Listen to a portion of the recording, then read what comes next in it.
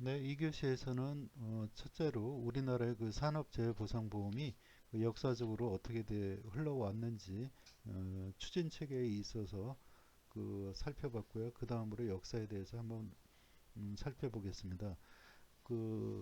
우리나라 그 산업재해보상보험이 그 일제강점기 부조가 있는데요. 우리나라의 그 처음으로 그 보상 문제가 그 논의된 것은 8.15 해방 전 일제강점기 시대입니다. 이때는 사용자의 구율에 의지할 수밖에 없었으나 광업에 종사하는 근로자들의 재해가 가장 많이 늘어났습니다. 그 1983년 조선 광업령을 개정할 때 조선 광부 부조 규칙을 공포하여서 그 광산 근로자들의 업무상 재해에 대한 그 법적 부조 기준이 마련되었습니다. 그때 그 주요 내용으로는 상시 광부 50인 이상을 채용해서 일일 10시간 근로제를 실시하는 광산에서 근로자가 업무상 부상을 입었을 경우 광업권자는 자가 비용으로 요양비와 일일 임금의 100분의 40의 휴업 부조료 그리고 업무상 재해로 신체 장애가 발생한 경우에는요 그 장애 정도에 따라 임금의 30일에서 400일분의 장애 부조료를 지급하여 그 하였고요. 그 사망 시에는 유족 부조료로 300일분을 보상하였고 장제비로 30일분을 지급하도록 하였습니다. 또 시간이 조금 흘러서 그 해방 직후의 재해 보상에 있어서는 연도를 1945년 8월 15일 해방우가 되었습니다. 그 해방 후에 미 군정에 있어서 그 중앙에 노동청을 각도에 노동국을 설치하고 근로자 단결권에 대한 법령 그리고 미성년자 노동보호법 그 다음에 최고노동시간법 등 제반 노동법률을 제정하였으나 근로자의 업무상 재해보상에 관한 제도적 장치는 이룩하지 못한 실정이었습니다. 그러다가 1948년 7월 17일에 제정된 그 헌법 제17조에 근로의 권리, 그 다음에 제18조에 노동상권 및 이익분배 균점권 등을 보장하고 제19조에 근로능력 상실자에 대한 생활보호를 규정하였으나 그 관계 법령이 제정되지 않아서 법령에 의하지 않고 노사 간의 그 단체 협약에 따라서 근로자의 재해 보상이 이루어지게 되었습니다. 그리고 근로기준법에 의한 재해 보상은 그 한국 전쟁 중에 그 부산에서 그 노동조합법과 노동쟁의 조정법, 노동위원회법과 함께 개별 근로자의 그 보호에 필요한 종합 입법으로 그 근로기준법이 1953년 5월 10일에 공표되었습니다. 이 법에서는 국가의 부흥재건에 그 국민의 근로 의욕 환기와 근로자의 지위 향상 및 생활 보장이 필요하며 근로자의 업무상 재해에 대하여 사용자의 무과실 책임을 전제한 재해 보상 제도가 시행되게 되었습니다. 그리고 산재보험제도에 의한 보험급여에 있어서는 그 1963년 1월 5일에 국가재건 최고회의 의장이 밝힌 그 시정 지침을 통해서 정부가 광범위한 사회보장제도 실시의 일환으로서 의료보험과 근로자를 위한 그 산재보험 제도를 발전시킬 것을 천명하게 됩니다. 이에 따라서 그 보건사회부 산하의 사회보험 심의위원회에서 전문 30조로 된 그 산업재해보상보험법 초안을 마련하였고요. 63년 11월 5일 국가재건 최고의회에서 회의에서 그 의결 공포함으로써 1964년 7월 1일에 시행되었고요. 내용을 보면 강제사회보험의 형태로 노동청이 간정한다. 그리고 근로기준법에 적용을 받는 광업과 제조업으로서 1964년에는 500인 이상 사업장에 우선 적용한다고 명시하고 있고요. 산재보험료는 사용자 전액부담 원칙을 채택해서 실적 요일주의를 취하고 있습니다. 보험급여는 요양급여, 휴양급여, 장애급여, 유족급여, 장의비 및 일시급여의 6종으로 정하고 있습니다.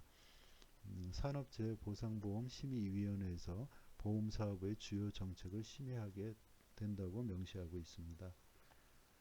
그 후 산업재해보상법은 여러 차례의 개정을 거치면서 1994년 12월 22일 전면 개정에 따라 형식적으로 크게 변화하였습니다. 1999년 12월 31일 개정은 보험급여의 질적인 면에서 획기적인 변화가 있었는데요. 그 내용은 보험급여 제도에 있어 불합리한 부분의 급여 수준을 조정하여 급여의 형평성을 유지하면서 재분배 기능을 강화시키고 보험급여의 범위와 수준을 향상시키면서 산재 근로자의 재활 및 사회복귀와 그 가족의 안정적인 생활을 보장하는 것입니다. 그리고 2000년 7월 1일 이전에는 상시 근로자의 수가 5인 이상이 되어야 당연 가입 사업장이었고요. 5인 미만은 이미 가입 사업장이었으나 2000년 7월 1일부터는 상시 근로자 1인 이상이면 당연 가입 사업장이 되고 그 미가입 중에 발생한 재해가 발생했을 때는 피재 근로자에게 1년 동안의 보험 급여액의 50%를 사업주가 부담하게 되어 있습니다. 그리고 근로자만 가입하는 게 아니고요. 사업주도 산재보험에 가입을 할 수 있게 되었습니다. 네, 영상을 보는 것이 더 도움이 될 것 같아서 또 영상을 한번 또 준비해 봤습니다. 산업재해 얘기를 제가 좀 빈번히 하는데 정작 산업재해가 무엇인가에 대해서 좀 구체적으로 설명을 좀 안 드린 것 같아요. 아직도 우리나라는 산재보험에 대한 좀 지식들이 많이 좀 없으세요. 이게 어떻게 보면 당연히 노동자의 4대 보험으로 계속 들어가고 있고 그럼에도 불구하고 오늘 좀 그래서 기초적이지만 어떻게 보면 가장 중요한 것들 설명드릴 거예요.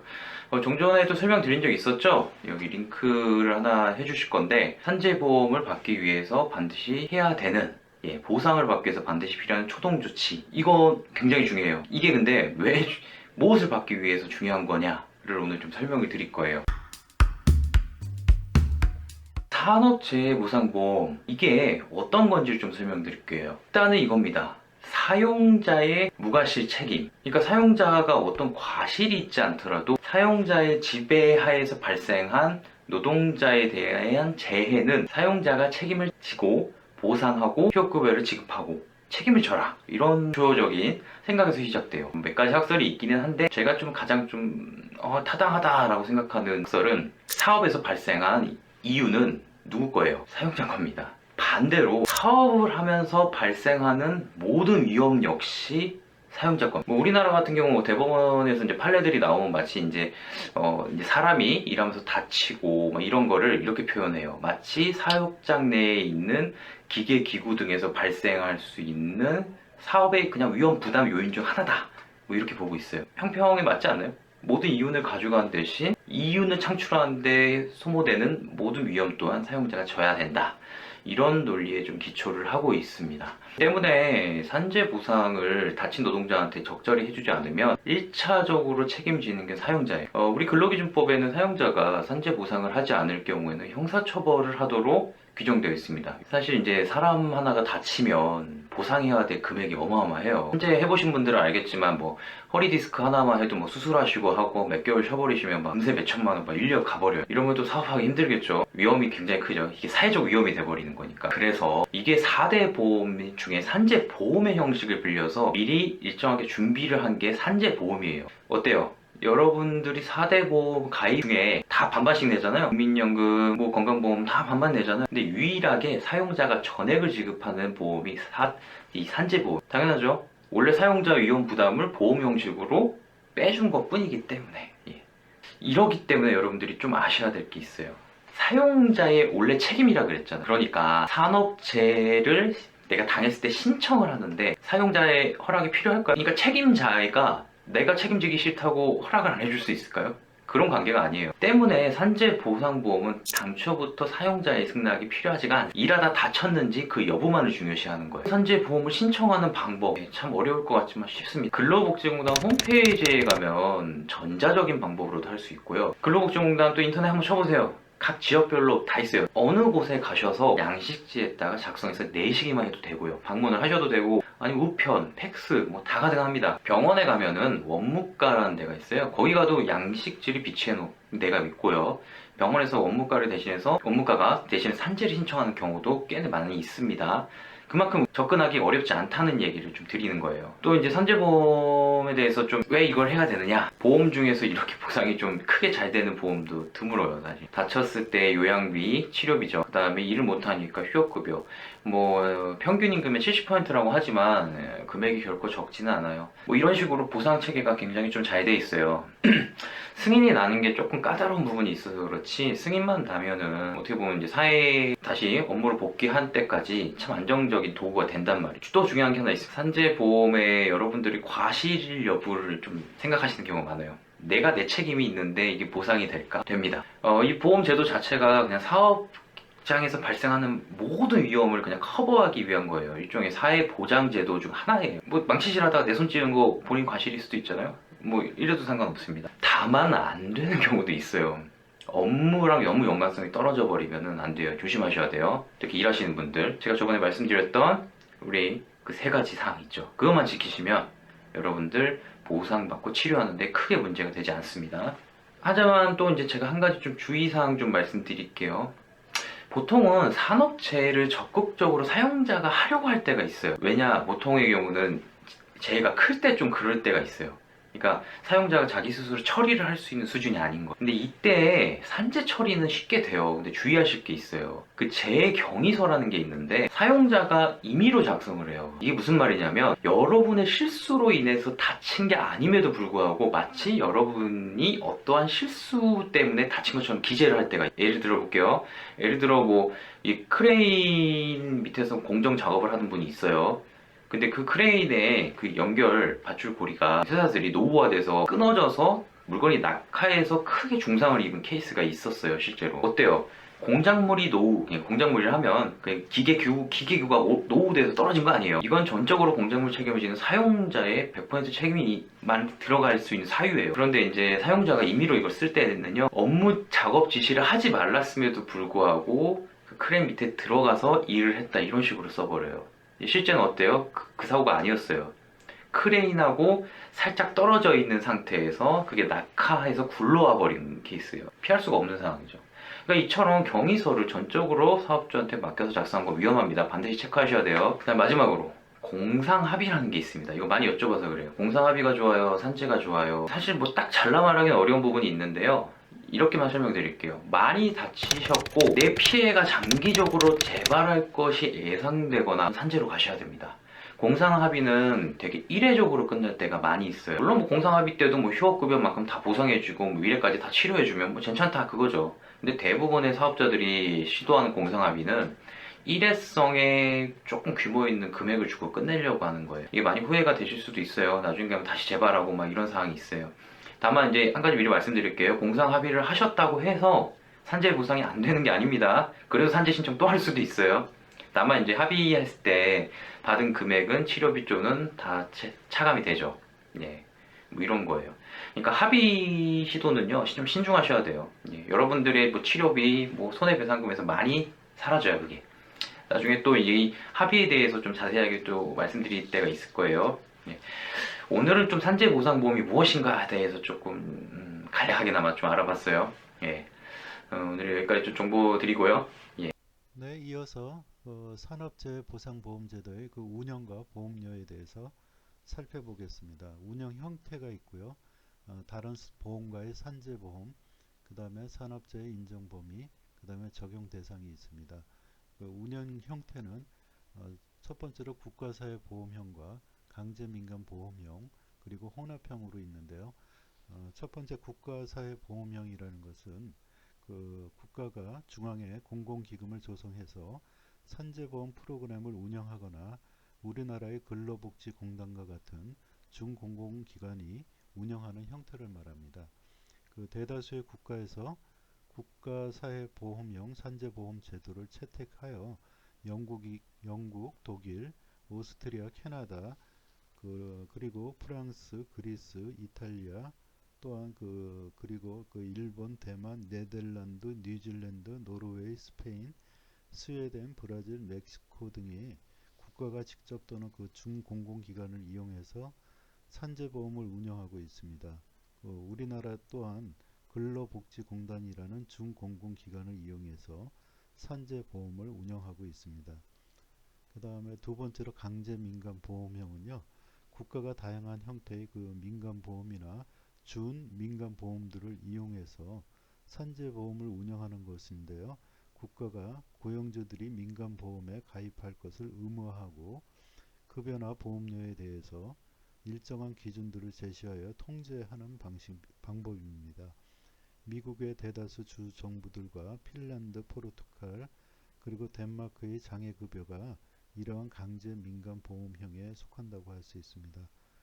그리고 세 번째 혼합형이 있는데요.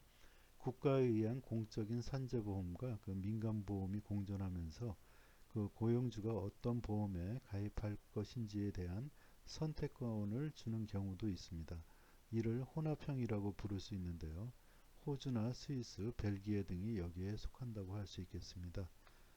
그리고 다른 보험과 산재보험 형태를 알아보면요.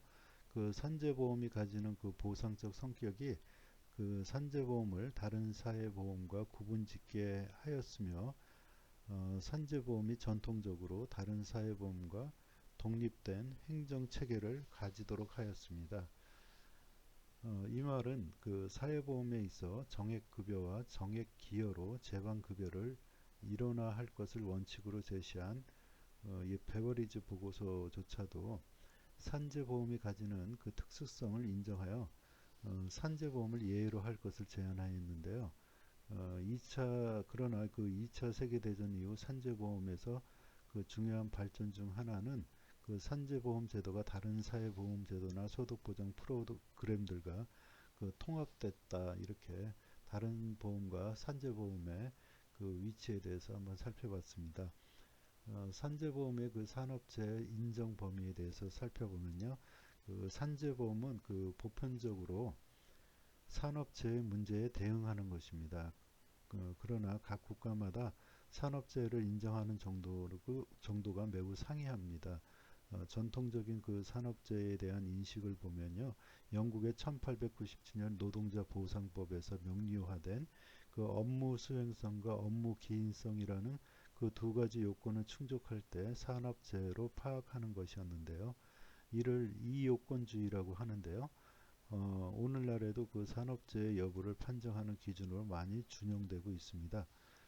업무 수행성이라는 것은 업무를 수행하는 과정에서 재해가 발생하여야 한다는 것인데 보통 고용주의 관리하에 있는 경우를 의미하지만 많은 예외적인 상황이 존재합니다. 1884년 독일 재해보상법이 제기되었는데요. 분쟁이 있을 때마다 기준이 완화되어 왔습니다.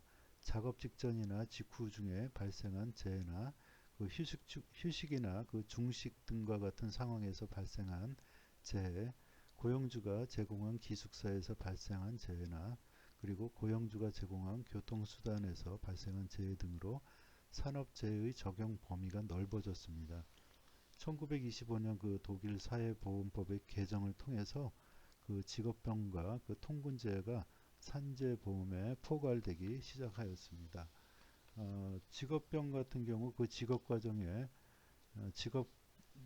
직업이 아니라 작업 과정 중에 순간적인 사고의 결과로 발생하는 것이 아니라 장기적인 진행 과정을 거쳐 발병하는 것이 보통 일상입니다. 업무 개인성의 문제라기보다 심각하게 제기되는데요. 특성이 업무 종사 기간 외에 발생할 가능성이 높아 노동관계상의 요인과 기타 요인이 복합적으로 작용할 가능성이 많아서 개인에 따라 질병 발생 정도가 차이가 날 수가 있습니다.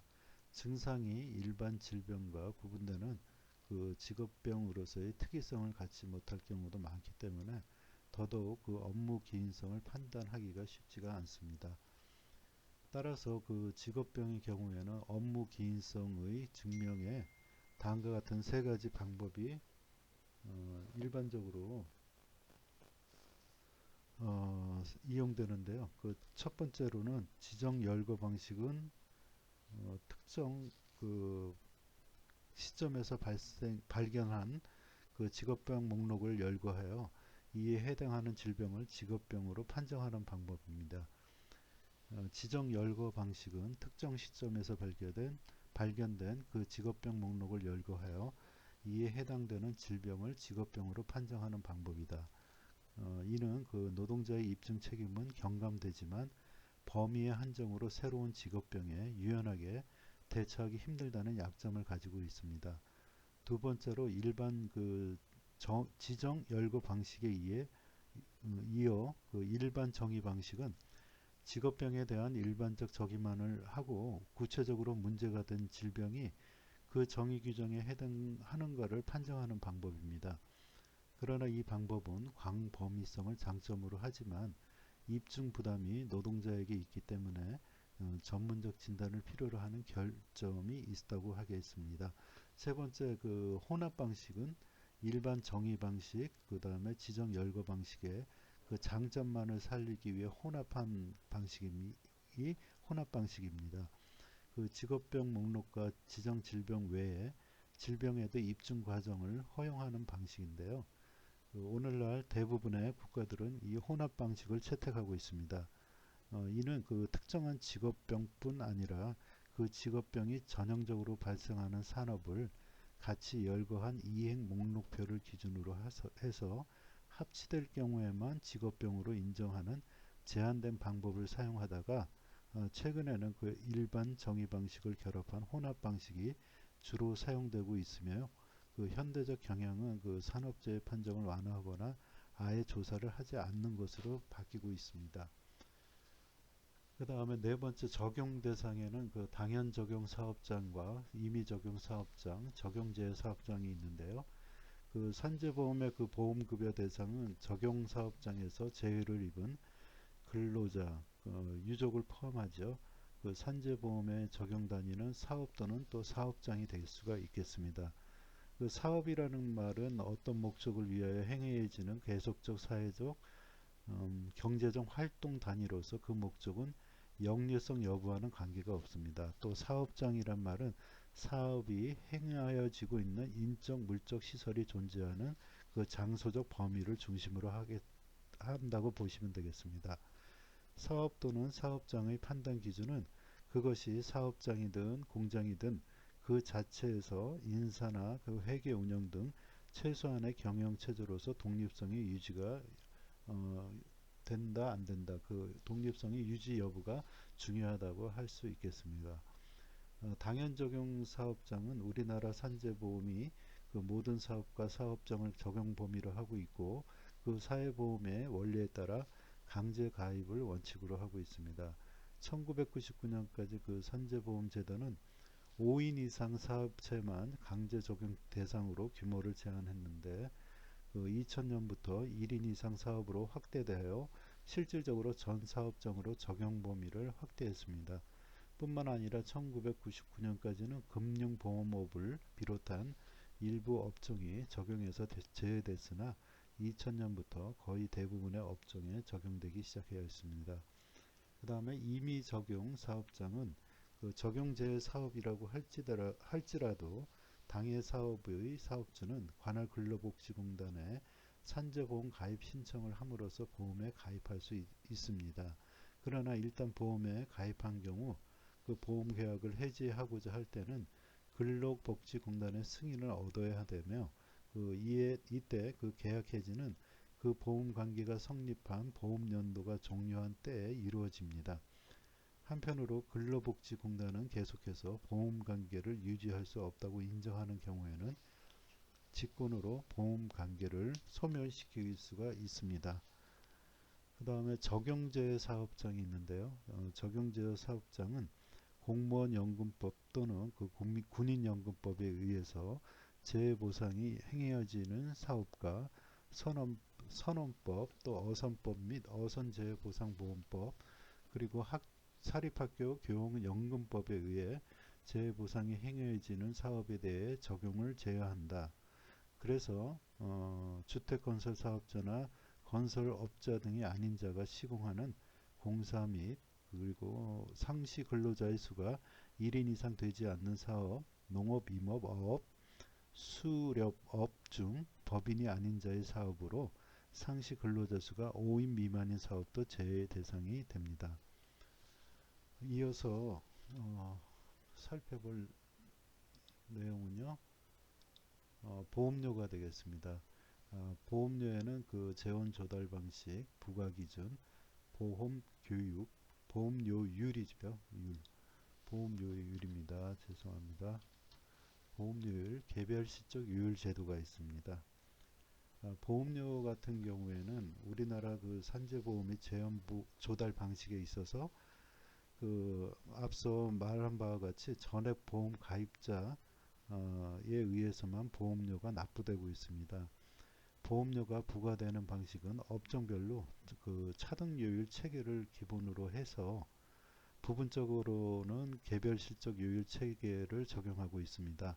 산재보험료의 부과 기준이 되는 것은 그 해당 사업장 내지 사업의 임금 총액이며 여기에 각 사업이나 사업장에 해당하는 그 업종의 보험료율을 곱해 보험료액을 결정하게 됩니다.